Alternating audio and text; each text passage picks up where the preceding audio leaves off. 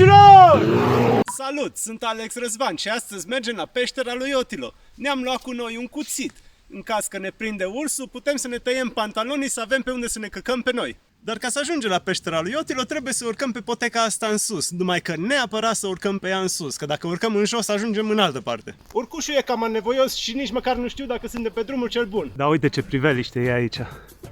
E incredibil, zici că suntem în jocuri video pe calculator. Și-am transpirat. Ne-am oprit puțin să bem niște apă pentru că am obosit. Când mergeți pe munte, nu uitați să luați apă cu voi, că nu găsiți peste tot și să vă hidratați corespunzător. Nu prea știm noi unde suntem, dar uite ce frumos e aici. Cred că trebuie să o luăm încolo. Să vă zic sincer, ne-am cam pierdut puțin, dar ne-am revenit. Ia uite ce frumos e aici. Simt eu că nu mai avem mult, deja miroase stalactite. Am ajuns la intrarea în peștera lui Otilo și de fiecare dată înainte să intrați într-o peșteră, trebuie să vă asigurați că nu sunt urși. Urșilor! Poate sunt, poate nu sunt. Vom afla. Să vă zic sincer, la peștera asta nu îi zice peștera lui Otilo, îi zice altcumva. Dar nu prea vreau să vă zic cum îi zice, că după aia poate veniți aici și rupeți stalactite, stalagmite și vă mai căcați prin peșteră, cine știe ce faceți. Deci o ținem secretă peștera. Shhh. Deci sunteți pregătiți? Haideți să explorăm peștera. Peștera asta este o peșteră foarte ușor de explorat pentru că este pe același nivel și în afară de niște noroi și niște... Nu știu, trebuie să-ți lași un pic capul în jos, n-ai nicio problemă. Ar fi trebuit să am cască, sincer, dar aia e poate tura viitoare. Și poate vă întrebați de ce nu am eu frontală. Ei bine, dacă aveam eu frontală și mă filmam, voi mă vedeați numai așa. Extraordinar. Uitați ce intrare frumoasă și răcoroasă. Pentru o zi de vară, după ce ai urcat ca nebunul prin pădure, așa frumos să stai aici la răcoare, dacă nu eram atât de transpirat și aveam și un tricou de schimb ca să nu răcesc la șale, era perfect. Ia priviți aici ce intrare, spui că este o catedrală. Și ce ecou! Am descoperit această formațiune care nu cred că este încă numită, așa că o să numim noi. Această formațiune se numește Bufnița de Lut, pentru că seamănă cu o bufniță, doar că e din lut. Ia uite ce frumos cliperește. Pe aici poți să zici că a fost Elsa. Domnul cameraman, vreau să vă atenționez că în această peșteră încă picură apă în altă apă și o să facă niște sunete foarte ciudate. Câteodată face Ok. Aceste pietre se numesc pietrele lui Otilo. Ele au căzut de sus din tavan. Și au căzut de atât de mult timp încât s-a format pe ele stalactite, cred. Ba da, uite, acolo e formată pe piatră. Următoarea formațiune carstică pe care o să vă arăt, care este foarte spectaculoasă, este această coloană în formare. Ia priviți. Poate să facă și cameramanul. Wow! Uitați cât mai are să se atingă. Cât un din ăsta de palmă, nu știu ce asta, un semn de roc de palmă. Incredibil! Continuând în această galerie, în care se simte de zici că ești la stână și mergi în țarcă cu oi, avem aceste... Stai că m-am speriat de ceva. Avem aceste formațiuni stalagmitare foarte frumoase, foarte speciale. Vedeți ce frumoase sunt? Vedeți de ce vă zic că nu vreau să vă zic unde este peștera lui Otilo? Pentru că vin oamenii și dau cu piciorul în formațiunile din peșteră. Ia uitați aici, dovada. Deci ăsta, formațiunea asta, așa, era aici. Și cineva a dat cu piciorul în ea. Am mai descoperit o formațiune pe care o vom denumi cei 7 pitici. Ia uitați, sunt 1, 2, 3, 4, 5, 6, 7. Ei sunt cei 7 pitici și aceasta este albă ca zăpada. Ia uitați. Vedeți? Aici avem mâna. Am ajuns în capătul galeriei, unde descoperim această formațiune falică, care este foarte interesantă. Veniți să vedeți ce interesante sunt aceste formațiuni, cum sunt ele în capăt. Deci ele Venim, dar stai că pic. Zi acum.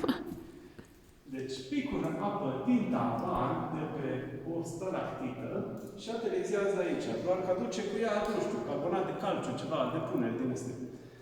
Și unde pică, se face așa, ca o găurică. Haideți să vedeți. Vedeți acolo. Haideți mai aproape. Acum. Uitați cum se face așa o găurică. Și aici sus mai are încă una. Și se vede foarte interesant. Haideți, vedeți? Uite ce frumos. Și acum este timpul pentru jocul meu preferat în care citim nume și ani. Cum ar fi Dex din 1962. Mereu când merg în peșteri și găsesc ani vechi, cum e acesta din 1962, sunt, uite mă, istorie. Dar dacă găsesc un an din 2015 încoace, 2020, zic, ce bulangii scriu în peșteră. Suntem destul de adânc în peșteră și am găsit excremente care nu știm dacă sunt de căprioară, de capră neagră sau de ceva răzătoare care se descurcă în întuneric, cum ar fi o cârtiță sau cine se mai descurcă în întuneric. Ele arată cam așa. Vreau să vă mai prezint 3 formațiuni karstice. Această formațiune karstică, care este ca un coral, după cum se poate observa, sper că se vede bine și pe cameră.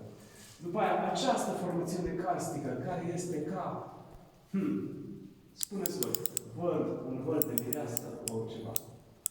Și apoi, această coloană pe care eu vreau să o botez, cum se numește oasele astea de la mână, care sunt așa? Ulna și radius. Ulnă și radius, vedeți că ele au o întrepătrundere, așa, un spațiu lipsă între ele. Foarte frumos. Încă o formațiune interesantă pe care am găsit-o aici în peștera lui Otilo este acest brăduț de Crăciun. Ia uitați, parcă este un brăduț. Și aici se încheie aventura noastră în peștera lui Otilo. De pe tronul lui Otilo vă salut și vă mai aștept la alte aventuri. Am terminat aventura în peștera lui Otilo, acum urmează să ieșim și să mergem înspre casă. Și mergem înapoi la lumină. Vedeți, am fost în siguranță. Domnul cameraman, cum vi s-a părut aventura? Foarte frumos! V-a fost frică? Nu! Bravo! Mai veniți și în alte aventuri? Da, sigur că da! Mulțumim pentru asistența acordată și pentru munca minunată pe care ați depus-o la acest video pentru acest canal și o să vă dau o bere. Sau un cidru, dacă vreți. O pupă! Ia uitați ce frumos se vede când ieși din peșteră. Și ce cald e! Și ce cald e. Haideți cu mine, haideți să vă arăt. Haideți, nu vă fie frică.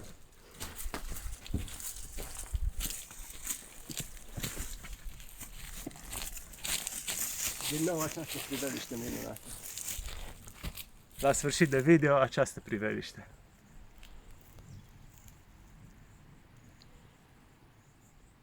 Aventura nu s-a terminat, că trebuie să mai și coborâm pe unde am urcat și e puțin cam abrupt și dacă cădem, dăm cu curul de pământ.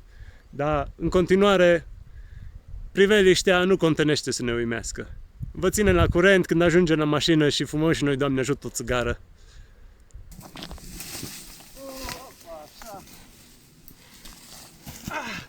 Și am ajuns la asfalt, băieți și fete. Ce bine a fost, ce bine că nu ne-am întâlnit cu ursul, că nu ne-au luat picioarele, că nu ne-au luat mâinile, că nu ne-a prins noaptea și că am reușit să filmăm acest vlog minunat pe care sperăm că l-ați văzut până la sfârșit și dacă l-ați văzut până la sfârșit puteți să dați subscribe și comentarii și cameramanul le mulțumesc și vrei să te duc la o ciorbă de burtă acum? Da! Hai să mergem la o ciorbă de burtă. După așa o aventură merităm și noi o băutură care nu o recomand și încă ceva care nu o recomand și să vă băgați picioarele în apă rece, că poate vi s-o umfla picioarele. Ia uite ce bine-i. Mergeți pe munte. Pa! Close your eyes and dream with me to the tune of a gentle breeze blown tree.